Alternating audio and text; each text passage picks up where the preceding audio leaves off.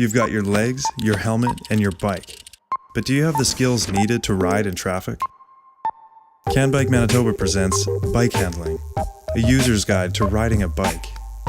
Simple things like riding in a straight line are way more complex once you're on a sketchy surface and surrounded by traffic. So find an empty parking lot or plane hangar and take your wheels for a spin. Try riding in a straight line while keeping your eyes focused 10 to 15 meters ahead of you. Practice until you can do it in your sleep. Riding a bike while sleeping is not recommended. Please remember to stay awake at all times. Think you've mastered riding in a straight line? Try it again, but this time check over your left shoulder and face forward again. Are you still riding on the line? Now try checking over your right shoulder. These quick checks let you know if it's safe to move in and out of traffic. At some point, you'll be tired of riding in a straight line. It's important to let the cars around you know well in advance when you want to make your move. To signal a left turn, stick your left arm out. To signal a right turn, stick your right arm out. Just point in the direction that you want to go. To signal that you're about to stop, angle your left arm down 90 degrees. You should always shoulder check before and after signaling. Remember to first shoulder check, signal, shoulder check again, and finally turn with both hands on the bars. When turning, make sure your inside pedal is up and away from the ground, so you don't drag it on the pavement. You're getting closer to riding on the road, but first you need to practice your hazard dodging skills. When you're riding in traffic, you need to be able to avoid obstacles without colliding with cars around you. To practice, grab some old shoes, a garden gnome, and a priceless family heirloom. Set them about 3 meters apart in a straight line, and ride around them as smoothly as you can. Start slowly and increase your speed as you get better. Once you've mastered that, it's time to level up to the rock dodge.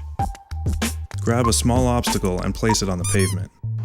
Ride in a straight line up to the obstacle, and just before hitting it, quickly turn your wheel around it. Start slow and try dodging in both directions until you feel confident in your rock dodging abilities. If you ride about a meter away from the curb and watch the road well ahead of you, you should be able to dodge most hazards. Now for those moments when something suddenly jumps in front of you, you'll need to learn the instant turn. This is helpful when a dog or a car or a goat suddenly wanders into your path. To get the feeling for this maneuver, first try it without your bike. To turn right, lift your right knee and point it where you want to go. Lean into the turn and push down on your outside foot and down on the inside handlebar. Your body will naturally tip to the right. Just don't fall over.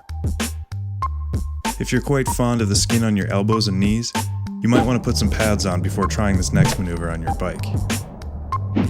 Now hop onto your ride and let's try this at low speed.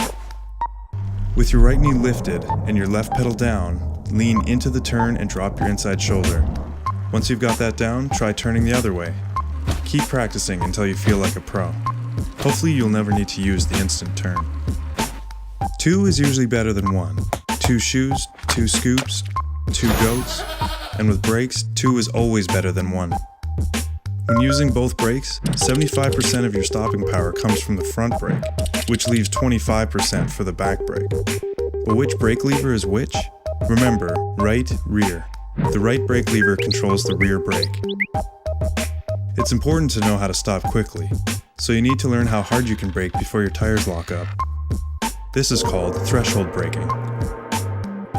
There are 2 keys to threshold braking: getting your weight over the rear wheel and finding the right balance of front and rear brake pressure. In an empty parking lot, choose a line on the clean pavement as a stopping target. Once you're close to the line, align your pedals parallel to the ground and shift your weight off the seat and over the rear wheel while squeezing both brakes.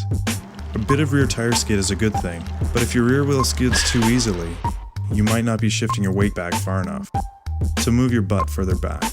Keep practicing until you feel confident in your stopping skills. The surface you're riding on dramatically affects your stopping power. If you're riding on a wet, sandy, icy, or oily surface, you won't be able to stop as quickly as you might think. By applying less pressure to your front brake, your front tire won't lock up as easily on these types of surfaces. If your front wheel does lock up, chances are you're in for a date with the pavement, so brake smoothly.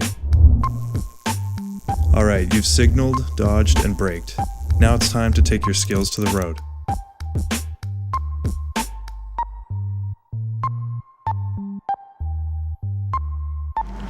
Have fun, ride safely,